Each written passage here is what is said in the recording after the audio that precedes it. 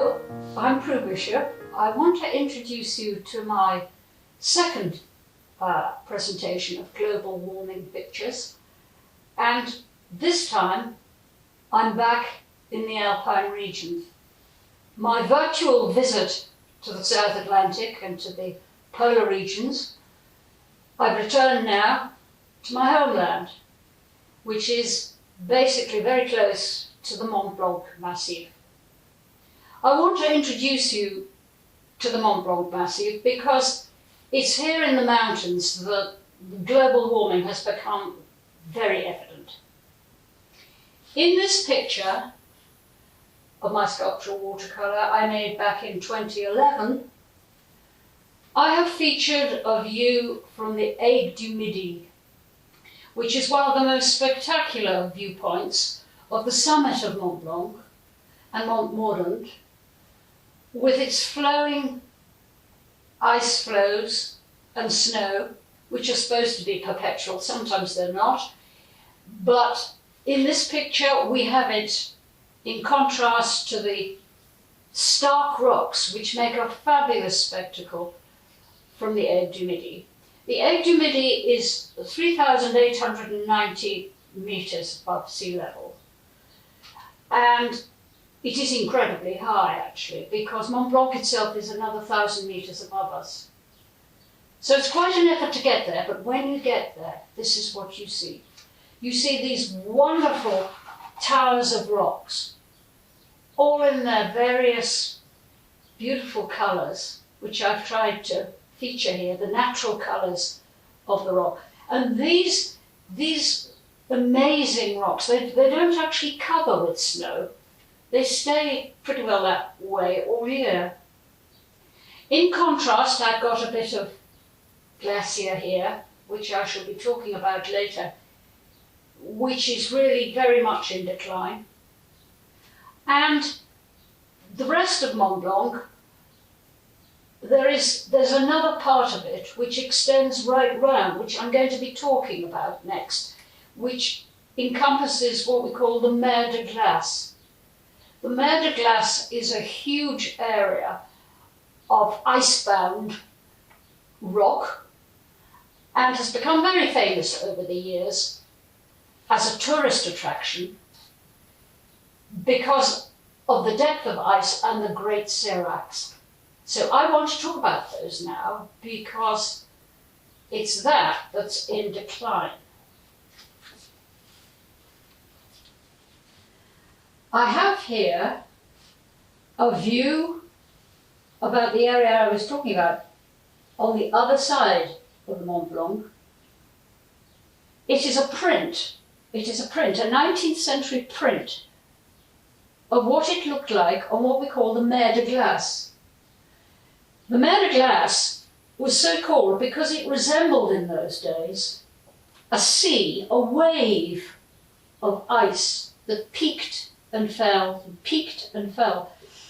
And here we have some intrepid travellers, which in actual fact must be classed as the first tourists to this region, finding their way across the ice, probably concentrating on what they were doing more than being amazed by what they were seeing. They would have probably taken a mule to the top of the mountain at the Mont-Everest, which is below the Mont Blanc. By mule, they would have taken a mule. Today we get there by train, a little train that goes up the mountain, and that's been running for a good many years. But these people, the ladies with their long skirts, their sticks, and we wonder where in actual fact they're going to down here because it looks really quite steep. How are they going to get up the other side? Well, one wonders. It is an amazing print. And of course, this was really the start of tourism. After this, Chamonix became the tourist centre of the Alps, in France at least. And there were numbers and numbers of people coming, and of course climbers too. And so this set the scene for what we've now come to accept as a #1 tourist spot in Europe. The only problem is that in the 22nd century, now, we are seeing something quite different.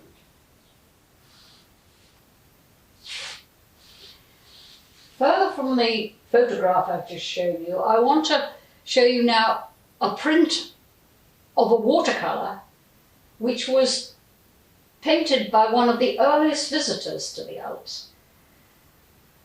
A young man, nonetheless, our intrepid William Turner, who in 1802, as a 27-year-old, came out to the Alps to see exactly what it was like and to experience these peaks at their very highest. We have here a huge ice mound.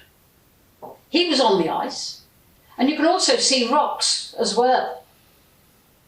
And this sketch is actually, although it's quite rough looking, is a very, very accurate sketch of this part of the world. I have followed for many, many years Turner's mountain outlines, his accuracy with his topography, his pencil lines never failing to be accurate. And a lot of these peaks are exactly as they are today. He must have probably sketched this in his big Gotthard sketchbook, which he had with him, and might have probably coloured it in afterwards, or maybe he did it on the spot, we don't know. But bearing in mind that artists in plein air had great problems with carrying water, he probably, in my opinion, did it a little later, coloured it in a little later. He emphasises the waves. This could easily be sea, and of course he was a marine artist as well, so he understood what waves looked like. But this sea of ice, the mer de glace that he pictured in 1802, is one of the very earliest that we have, if not the. It's a very, very fine print. If we move to the 2022s of this century, this picture was taken in February of this year. This is the mer de glace, or is it not the mer de glace? I have been to this area many times, but nothing prepared me for the shock that I had in February of this year, when we decided to go, and I experienced something which I never thought I'd ever see. There was a cable car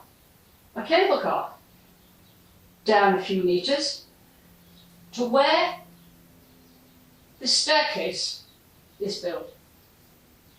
And as I came out of the cable car and I looked down the staircase, it seemed to go on and on and on.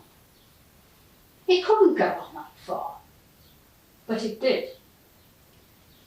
Down here, down, down, down, down, down, down, and also further down and along behind this hill to where the ice was.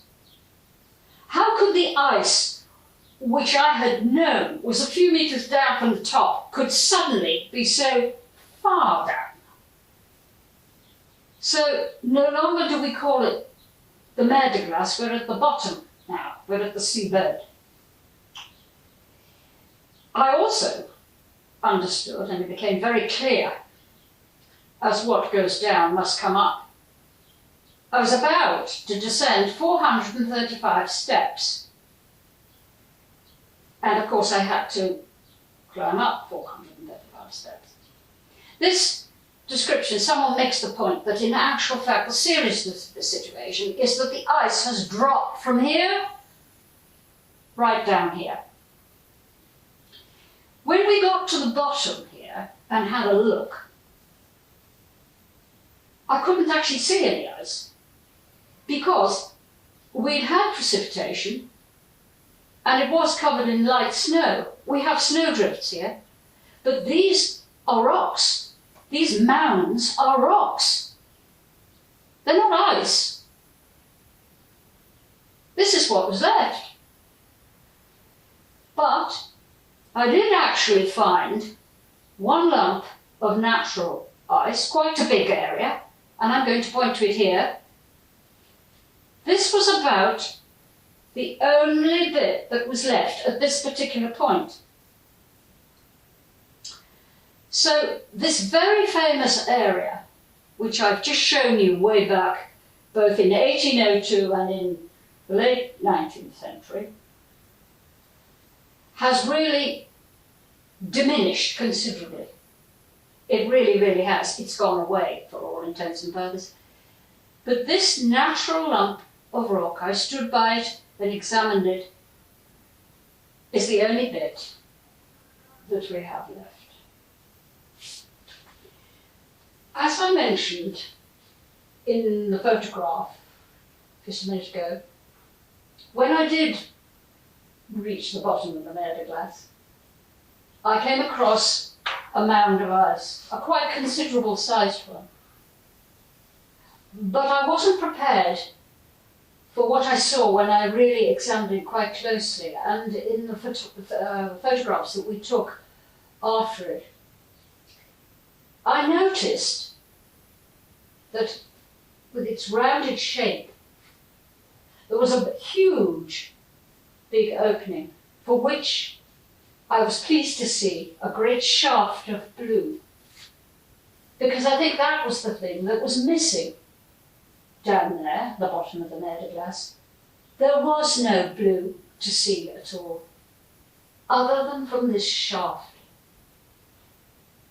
And as I looked at it and thought to myself, yes, it's not quite as bad as I thought, I was then in for another shock, because below the shaft of blue was a black area.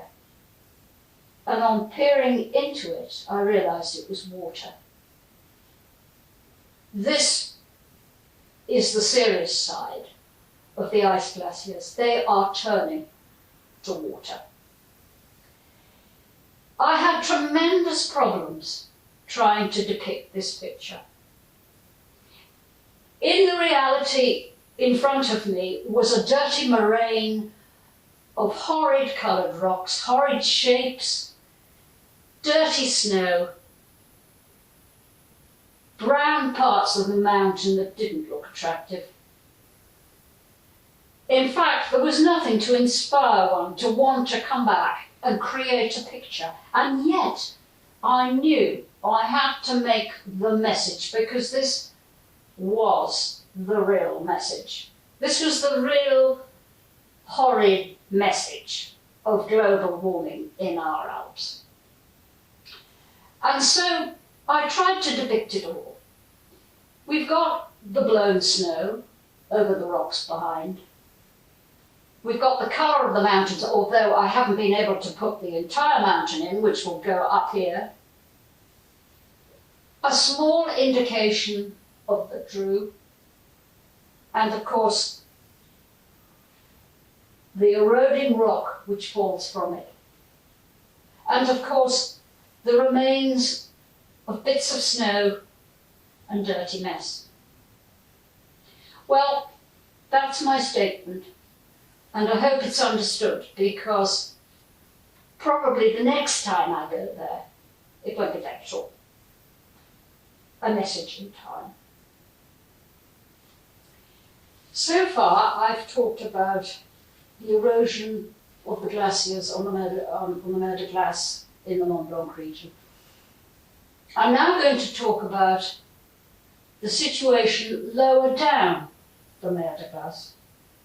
This is the Arboron Valley, a huge gorge created by the force of water through time, and is now in a totally different picture than what would have been years back. In years back, this would have been covered completely in ice.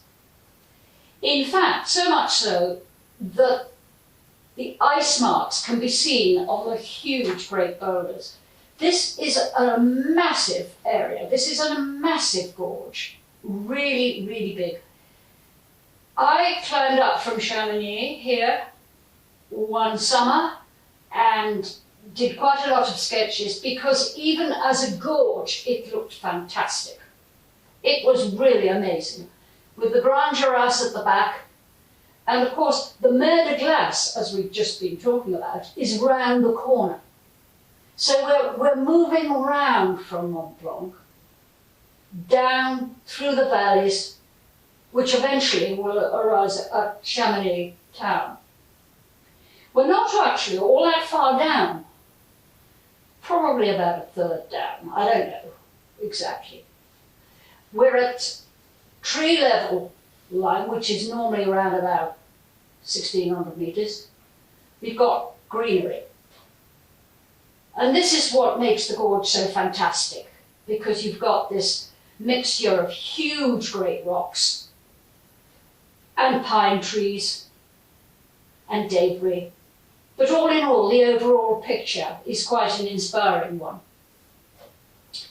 The Arboron Valley is an area of intense beauty. It is really wonderful. And despite the fact that there's no more ice to be seen, it still remains a very, very beautiful area to visit. This is one of my most favourite pictures out of all the great many that I've done. And I like it because here I was able to shape with my hands the real rock formations, the depth. It is quite a deep picture.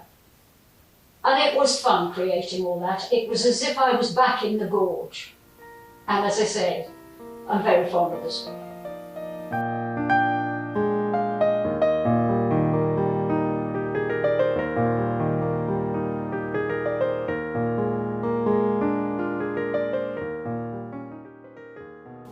I want to introduce you now to another problem of global warming in the Alps, and that is one of rockfall.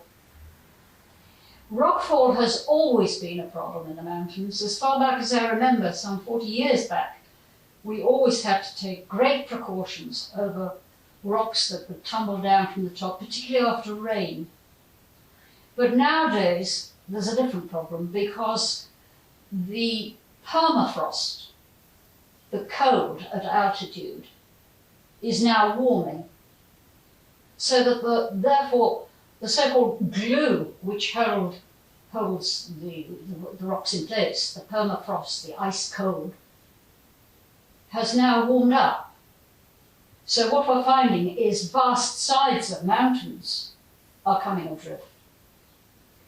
This particular one happens to be one of the most important spectacles of the Mont Blanc Massif. It is the Dru, the Aiguille de Dru. And it is one of the spectacles that people really come to see and photograph. And of course, the inevitable climbers, the ultimate challenge is to mount this. However, over the last, I suppose, 5 or 6 years, it has been showing signs of disintegration. But I think it was last year, the whole of the south side dropped. The whole lot. In fact, it's on YouTube. It shows the whole continuation, and it didn't just come with one bit, it just continued to drop. And this has caused huge concern. It really has, because this is obviously a sign that many more will go the same way. And it's not just in the Mont Blanc Massif, it's throughout Europe as well, through Switzerland. Rockfall is a very, very serious situation. It is also becoming evident that rockfall is happening in lower areas as well, such as the Chartreuse area of France, where the steep gorges are beginning to come adrift. And of course, when we have rockfall, we inevitably have moisture and water that finds its way down, which is causing another problem. Excess water further down is disrupting the hydroelectric conservation of reservoirs, of villages, and of course the natural format of the trees and the grasses. Everything is being affected in the mountains through this hideous global warming. Throughout the 20th century, the temperature rise throughout most of the world has been 3/4 of a degree. But in Chamonix, it has been up to 2 degrees augmentation, which is huge. And we're seeing a result of it. We don't know if it's going to stop or if it's going to get higher. I think it probably will. But there you are. I've presented you a situation which is up to date and is what's happening in the Alps in Europe.